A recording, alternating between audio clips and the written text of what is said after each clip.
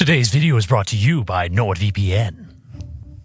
Anomaly, a DLC that forces pawns to deal with the eldritch horrors of space and time. Also fire. Lots of fire. Today, I'm going to talk to you about every anomaly, how to best deal with them, and of course, a bit of the inspiration behind their creations. So for a quick refresher on how anomaly research works, you research entities over time to obtain research points to whatever anomalous research you want. The more you go further in, the more hostile and dangerous events you encounter, but in turn, better stuff for you. The good thing, you don't stop normal research, so you can do the mad scientist thing while researching for more important things, like beer. The Monolith is the first entity you will face. If you don't select ambient horror mode on the storyteller screen from it, you will start the dark path to some understanding of the universe. Also, it's unbreakable cover, so it could be useful for that. Throughout the game, the more you learn and see different entities, the more you can unlock the potential of the Monolith, shifting it, changing it. Eventually, it will call upon a pawn to go into the dark abyss it is linked to. From there, the pawn has the final choice: embrace eternity or sever the planet from whatever holds on to it. As for the cultural inspiration, the easiest comparison is the Black Monolith from 2001, A Space Odyssey, a symbol of knowledge and evolution in humanity. Through here, it takes a more sinister tone, giving you knowledge of the great unknown at immense risk and cost. Next, for the gardeners in the audience, the Harbinger tree, a tree that can randomly sprout or be planted with seeds obtained from a quest reward. What does this do? Well, you put corpses at the tree and it turns them into twisted meat. Why do this? Well, twisted meat isn't a pleasant thing, giving a -10 mood debuff to most pawns who aren't completely dehumanized. However, take into account eating raw human meat. If you are desperate for food, twisted meat actually can save a colony. As for the tree itself, it's harmless. In fact, pretty great if you are starting out and don't have a easy way to get rid of corpses. Cause trust us, you kinda want to be able to get rid of corpses in this DLC. If you don't like the trees, chop them down and get some twisted meat. So what about in mythology do they link to? Well, in mythology, trees always have some sort of religious significance through mostly the observation of life and death and rebirth. In some stories, people are trapped within trees, or some hold spirits.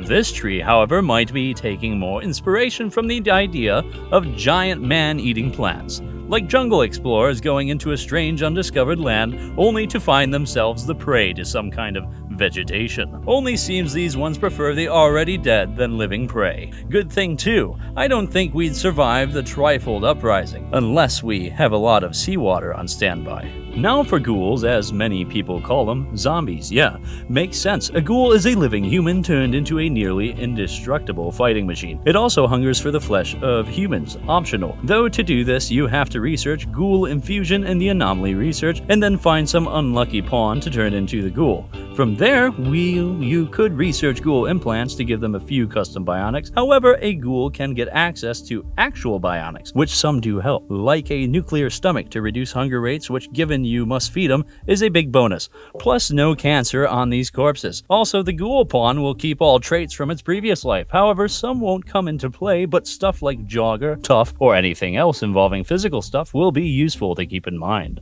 Same with xenotypes. A genie won't make a good ghoul, but a hussar or yetkin will make great ghouls for their more physically oriented traits. Use ghouls for softening up enemies, since unless they are properly put down, they will just regenerate their damage pretty quickly. Granted, they can't use arms and armor. The fact they feel no pain is more than enough to make 1 to 3 ghouls a real sizable threat to anyone. The cultural significance is pretty obvious. Zombies have always been staple of mythology and pop culture, but the name ghoul comes from Arabic mythology of the demon-like shapeshifter that eats the corpses of people. However, the use of zombies as labor and combat can be also related to voodoo zombies of Haitian folklore. Now, Shamblers are the real zombie deal, either appearing from a raid or another entity, the Death Pall. A death pall will rain down upon the land, and any corpses not indoor and roofed will rise up and, well, go full zombie. Given their melee-oriented limitations, their risk isn't their power, it's their numbers. So range tactics usually work. However, if you got a death pall after a huge raid with a pile of corpses on your doorstep, well, you might not like what happens next. See, this is why harbinger trees are great for corpse disposal. They can prevent the zombie uprising. Oh, and this doesn't just affect humans, it also affects dead animals.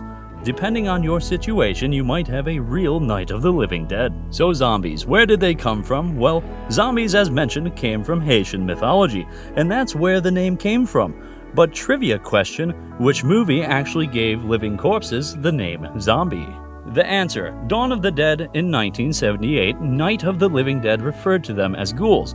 I don't need to explain what a zombie is, an undead corpse. If you played any video games, you'd face a zombie in one form or another, and here it's no different. Gore hulks are big mounds of flesh and spike. Now you would think they would be a threat in melee, and you are wrong. The biggest worry about them is their ranged spike attacks, striking at colonists like they are mechanoid pikeman's needle gun. Neither one you want hitting an unarmed colonist. You want to beat them, lure into choke points, and melee them.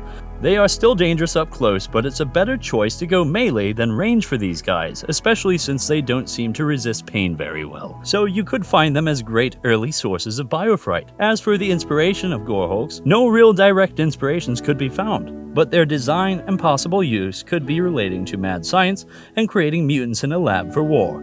Possibly the spike shots could be a reference to DC villain Doomsday, just without the durability, thank Randy.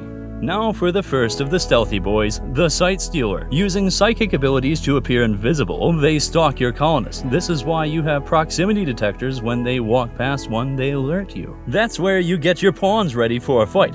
The good news, they appear when they attack. The bad news, despite being pretty weak, they are still gonna go into melee on any pawn. My recommendation, fire, obviously, but also mechanoids. They are more durable, and with stuff like Scythers on patrol, they could cut up these ninja entities.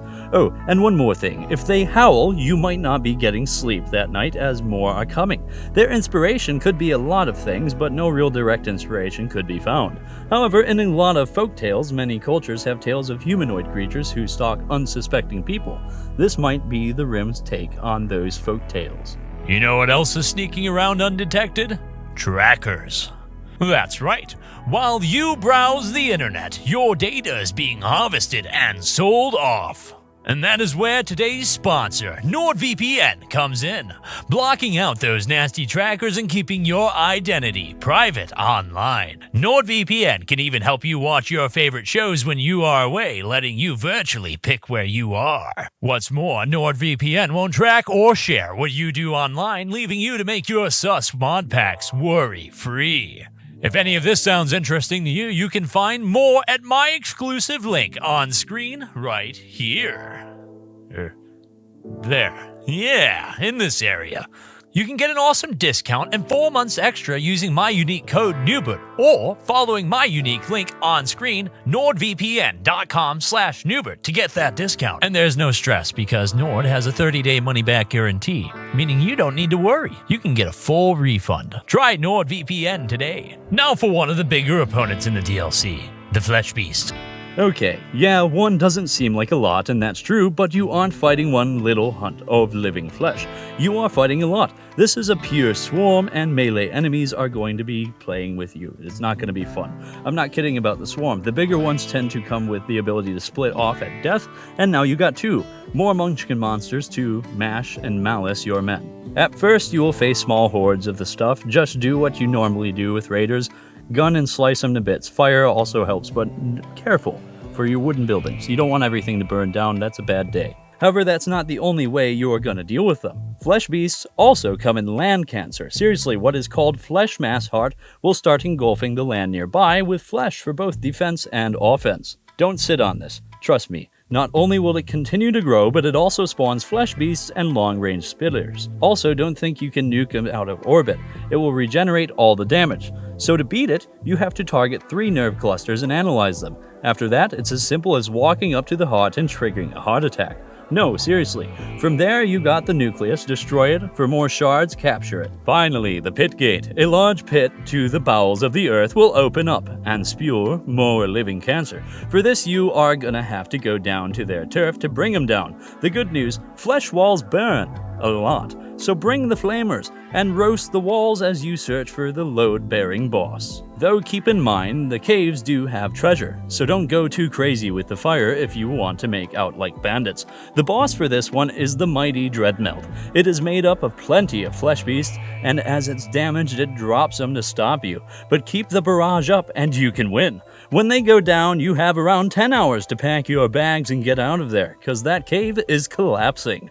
So what are they supposed to represent in pop culture? Well, in sci-fi, a very common trope is the living flesh or hive mind organics. Think the Flood from Halo, the necromorphs of Dead Space, and so on. Big walls of meaty flesh and working to spread its influence and continue to exist. I'm just glad that killing it with fire can and always will be a viable option against it all. The Noio sphere is a giant sphere, which looks hilarious when pawns have to capture it, like something out of Katamari. That's the only thing funny about this device, because all it is meant to do is cause you pain. Within 6 tiles of it all, pawns will feel pain around it. The good news is that it will never try to break out, so you can harvest it for biofright and power all you want. Even better news, you can unleash it upon your foes, and it does a pretty darn good job at it. The bad news is that it will eventually stop being suppressed by your colonists and you'll be dealing with it again. It won't break free, you'll have to send colonists over to suppress the orb, but after a while that won't work. You'll have to unleash it on something, and it will go away. My recommendation, a huge raid or a mechanoid cluster if you want to summon a raid, drop potting some waste packs on the enemy is a good way to do it. In sci-fi, mysterious ancient spheres are a pretty common thing. What does it do? The more interesting thing is the name, firstly. Nocioception is the term for how the body takes pain, stimuli, and turn it into the feeling of pain that you get. The big furry chimeras are going to be a pain and a half for your colonists. Melee-oriented rushers, think of them like manhunter packs, since they follow the same rules, not destroying buildings and destroying everything else. The difference is they have more durability and a nasty rage power to up their attack. Stay inside, let them mill around, maybe let a raid come in and get raided back. That or use Berserk or Manhunter Psycast to throw them into chaos, since Manhunter Psycasts actually act like Berserk, causing them some infighting. As for the name, it's pretty obvious. It's taking inspiration from the Chimera of Greek mythology, a monster composed of multiple animals turning hostile. Devourers, as the name implies, they like to eat. Rather than do the normal attack anything that moves, it will instead pick a target and chase him down to try and swallow him whole. From there, if a pawn gets swallowed, they take damage from the experience. For obvious reasons, the good news is that if you are fast enough, you can save the pawn by just killing the Devourer. Fire can be an excellent source to combat them, as a Devourer on fire will rapidly spit out its food. Furthermore, using Dryads or Roombas as bait can be invaluable when low on pawns. Honestly, this is one enemy I don't like to fight, mostly because getting bored is not a way I want to go out, and I doubt my colony does either. Best way to handle them, range, and maybe using jetpacks to jump away to keep distance from them. As for what they are based on in mythology, giant snakes that devour prey are a common thing, so in the ancient times, unnatural darkness from the eclipse was said to be a harbinger of doom. Out on the rim, this means you are being invaded by noctoliths and noctoliths. During this time, intense darkness will cover the land, and any pawn not within the light will take damage. It's not from any particular entity, it's like the darkness itself attacking. So how do you handle the darkness? Well, 2 ways. One is to wait it out. So long as your base is lit up, your pawns will be safe, albeit a bit uncomfortable given the natural darkness around them.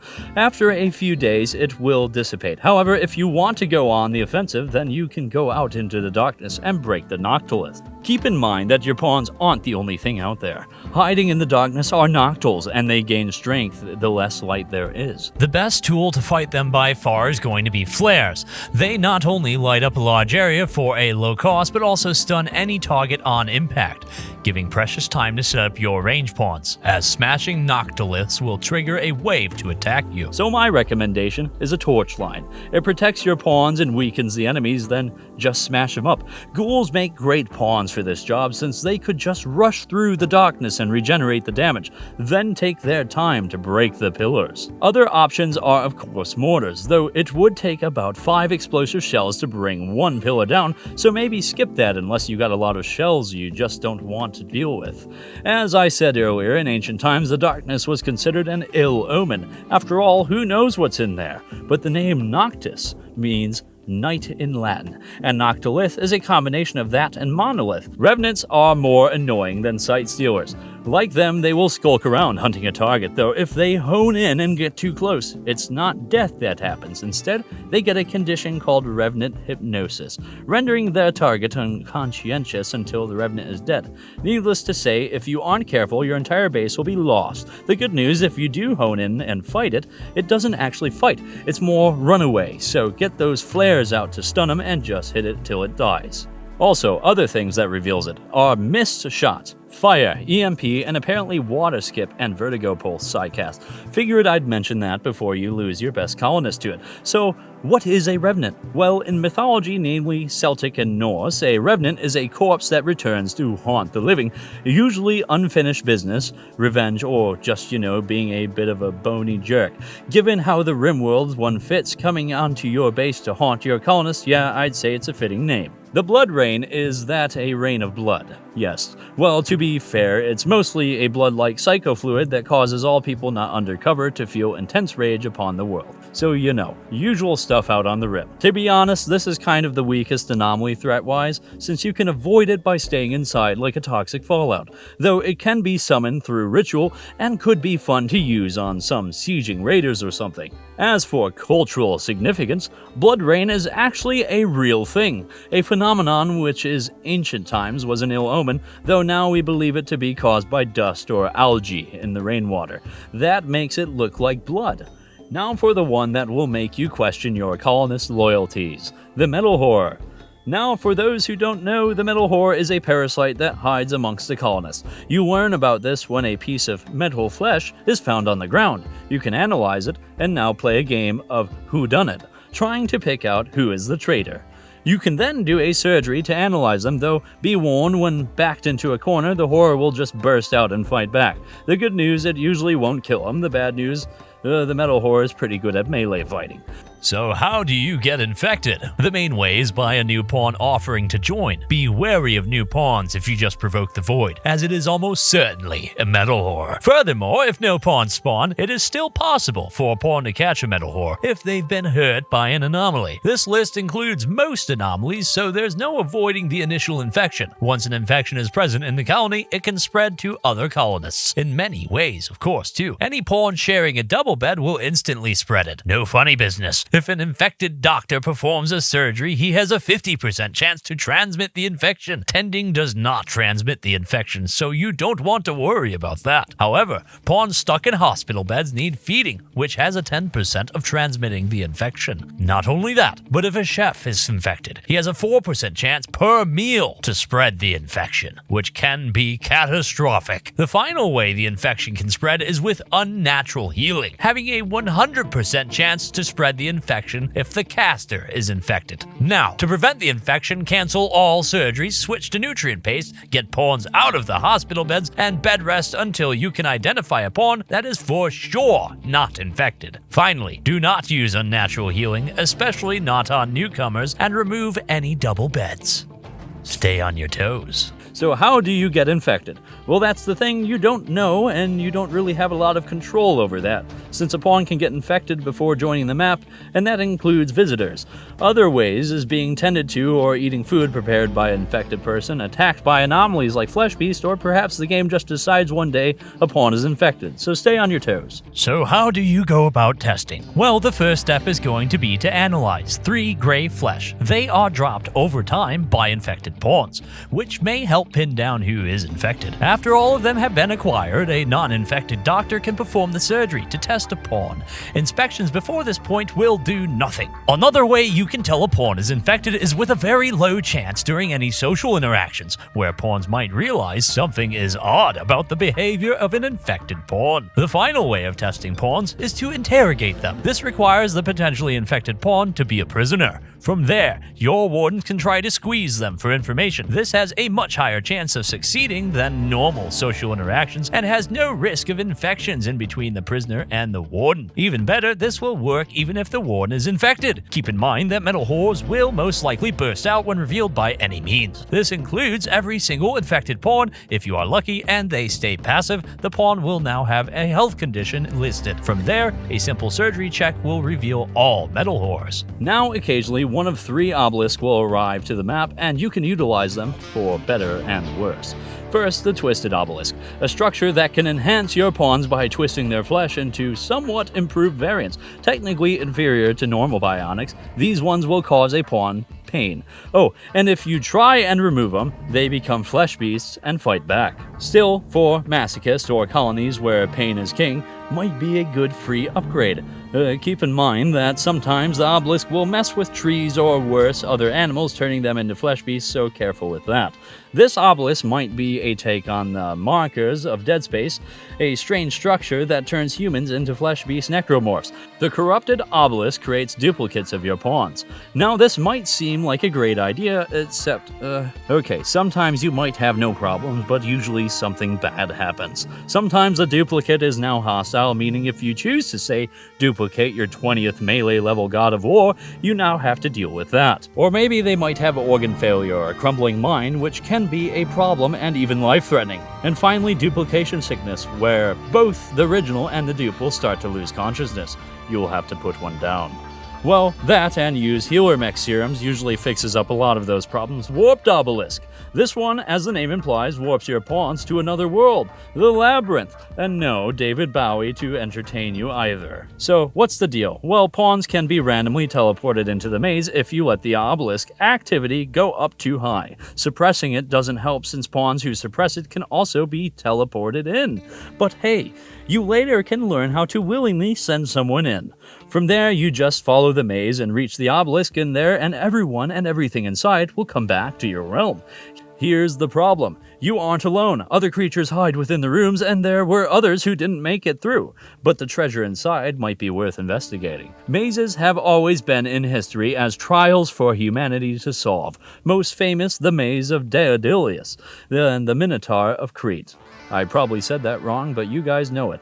However, being forced into another realm does also remind me of H.P. Lovecraft's The Dream Quest of Unknown Kadath, which is more Alice in Wonderland than horror, but still dangerous. All 3 of the obelisks have their use, and when used properly can aid a colony, but also doom it. But artifacts tend to do that, am I right? So picture this. You are walking around the base and suddenly, boom, dead body. That looks exactly like you, but isn't. Made of the same material, what do you do? Well, I'd freak out if you ask me, and you really should research on how to destroy it. I know what you are thinking, but I could just burn it. Yeah, go ahead and try. It won't work. You could burn it, butcher it, nuke it. That corpse is like Droopy. It finds a way back. Yeah, like that, seriously. Even if you destroy the corpse, it reappears. So yeah, you need to research it and find a way to properly do it. And you are on a time limit, because if you wait too long, it will wake up. And like the Terminator, it will find its target. It has high health, regeneration like a ghoul, and it can instantly one-shot its target, which is its duplication. Yeah, have fun with that one if you let it rise up. So the corpse and the duplicating obelisk comes from the fear of the duplicate throughout mythology, the idea of a twisted mirror version of yourself, be it a version of you that has the darker aspects you suppress. Doppelgangers are considered a hostile entity or an ill omen for things to come. Finally, last but certainly not least, the one that gets to be held on the cover, the Golden Cube. Yes, everyone's favorite geometric shape of element. This cube will land in the life of your colony one way or another and bring joy to one pawn. They even will start to obsess over it. Watch it. Talk to it. Create art for it. And now you got more colonists hooked on it. Oh no. Oh no. Yeah, this cube is basically a drug. It causes pawns to obsess and fawn over it to the point they can't do anything else. Research on how to destroy it if you want to lessen their control. Just keep in mind any pawns who were obsessed will go berserk. I recommend putting them under for surgery during that time, since being anesthetized prevents them from going berserk. Well, that and taking their legs, but that's a different story altogether. Obviously, cultural reference, the One Ring of Power, a golden trinket that can't be destroyed by by conventional means that ensures the minds of lesser beings. However, this video isn't over, there is still the endgame. When you put 12 advanced entities into your codex, you have the option to awaken the monolith and begin the end. Be prepared for this one, with food, supplies, and a good defense, because once it starts, it ain't stopping. Darkness will fall upon the land, and you will have to activate 5 randomly placed void structures throughout. Like with the noctolith, use torches, flares, or other light sources to make your way through the darkness.